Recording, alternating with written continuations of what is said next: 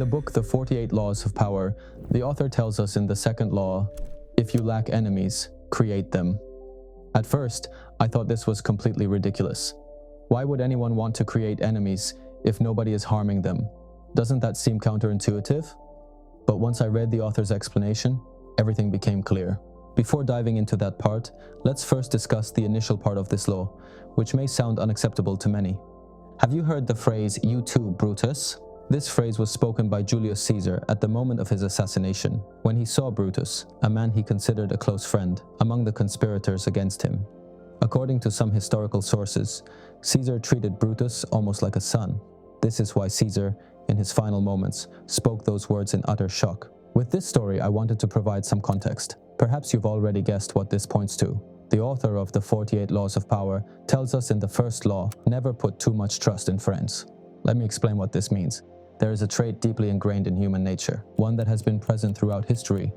Its power has manifested in countless ways over the centuries, yet people still fail to recognize its significance. This trait is most evident in friendships, which can be painful to acknowledge.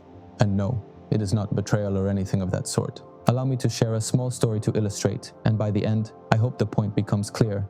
In the mid-9th century, a young man named Michael III ascended to the throne of Byzantium.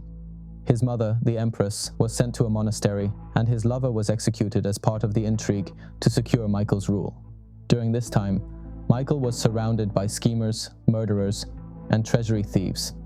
He needed someone trustworthy to serve as his advisor. Naturally, he chose his best friend, Basil, and here is where Michael made his fatal mistake. Basil had once been a simple peasant boy who worked as a stable hand for Michael's horses. Their friendship began when Basil saved Michael from a wild horse. This act of bravery deeply impressed Michael, who rewarded Basil by appointing him head of the stables and granting him many privileges, including an education at the finest school. Despite Basil's lack of experience in state affairs, he repeatedly demonstrated his loyalty to Michael. So, who better to entrust with the role of chief advisor than someone who owed everything to him? Michael believed Basil could be taught the ropes of governance. Basil proved to be a quick learner, and soon began advising the emperor on all state matters. The only problem was Basil's constant lack of money. At first, Michael doubled his salary, then tripled it, even marrying him off to a noble woman and granting him a title. At the time, the army was commanded by Michael's uncle Bardas. Basil convinced the emperor that Bardas was plotting another conspiracy, this time to overthrow him. Michael, inexperienced and gullible, agreed to Bardas's assassination. Basil personally stabbed Bardas in the back and then requested the vacant position of commander-in-chief. Michael, of course, granted his request. Basil's power and wealth grew steadily. When Michael faced financial difficulties and asked Basil to return part of the money he had loaned him, Basil, with an innocent expression, refused. The peasant boy had far greater ambitions than Michael had imagined. One morning, the emperor awoke to find himself surrounded by soldiers, with Basil smiling as he watched Michael's assassination. Basil declared himself emperor and rode triumphantly through the streets of Byzantium. The trait I mentioned earlier is ingratitude. Michael placed his trust in gratitude, believing Basil would remain loyal because everything Basil had was due to Michael's generosity. By all accounts, Basil should have been a loyal subordinate, yet Michael only realized his mistake when he saw Basil's smiling face on the day of his death. "Lord, protect me from my friends. I can handle my enemies." Voltaire. With this story, the author warns us that friends are not to be trusted because they often conceal their true feelings and thoughts to avoid conflict. They will praise you excessively and hide their genuine critiques. In the end, the author argues, you don't know your friends as well as you think. Thus, he advises us always to exercise caution when placing trust in them, especially in professional relationships. Louis XIV once said, "Whenever I appoint someone to a vacant position, I make 100 enemies and 1 ingrate." According to the author, working with friends is risky, not only because it endangers your work, but also because it jeopardizes the friendship itself, as it can disrupt the delicate balance of the relationship. The author further claims that friends can become your worst enemies, because resentment, envy, and ingratitude are deeply human traits. As for ingratitude, I think you should never expect gratitude when doing good deeds. Tacitus once said, "People are more willing to pay the price for evil than for good, because gratitude is a burden, whereas revenge is a pleasure." So do good. Help your friends, but don't expect them to feel indebted to you in gratitude. Don't think that just because you've done a lot of good for them, They will never betray you.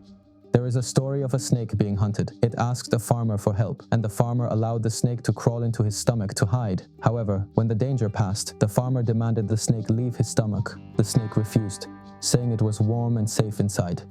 On his way home, the farmer met a stork and asked for help. The stork advised the farmer to force the snake out, so the farmer tried. As soon as the snake's head emerged, the stork grabbed it with its beak and pulled it out. The farmer was worried that poison might remain in his stomach, so the stork advised him to eat the meat of a white feathered bird as an antidote. The farmer replied, "You're white, so I'll start with you." He caught the stork and put it in a sack.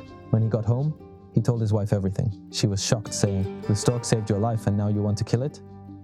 She opened the sack and released the stork, but before flying away, the stork gouged out her eyes. The moral of the story: when you see a stream flowing uphill, it means someone is being repaid for their kindness. So when you encounter ingratitude after offering help or kindness, don't be surprised. Gratitude is like a stream flowing uphill. With this mindset, you'll never make the same mistake Emperor Michael did. You'll never have the illusion that someone feels indebted to you and, therefore, loyal. Approach your actions and relationships with caution. As for enemies, the author claims they have greater potential to become loyal allies. In 10th century China, there were many small kingdoms.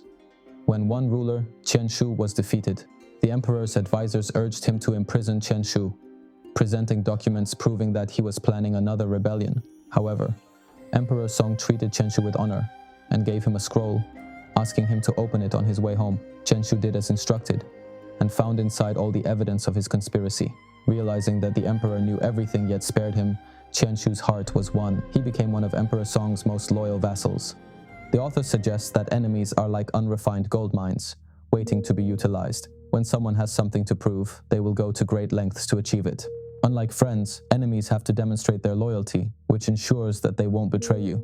The author advises forming alliances with enemies based on shared interests. In such cases, personal feelings and animosity are set aside for the sake of the cause. Abraham Lincoln once said, "The best way to destroy an enemy is to make him a friend." There is some truth to this, yet the author also notes that sometimes it's better to keep enemies as they are. Without enemies, we can become complacent. An enemy who is always pursuing us sharpens our mind and forces us to remain vigilant. For example, when King Heron was told by one of his adversaries that his breath smelled foul, he went to his wife and asked why she had never mentioned it.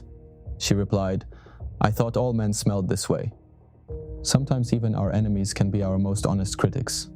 The author concludes that if you don't have enemies, it may be beneficial to create them. Mao Zedong's strategy of constant conflict consisted of 3 core principles. Never engage in a conflict unless you are sure of victory. If you have no clear enemies, sometimes it's necessary to designate one. Use such enemies to publicly define your goals, framing the conflict as a battle of good versus evil. According to Mao, a well-defined enemy is a stronger argument for your cause than anything else. With a specific enemy, your victories seem more glorious. To some extent, this strategy mirrors the realities of modern society. This was all I wanted to share about the second law. That's it for now. Take care and see you next time.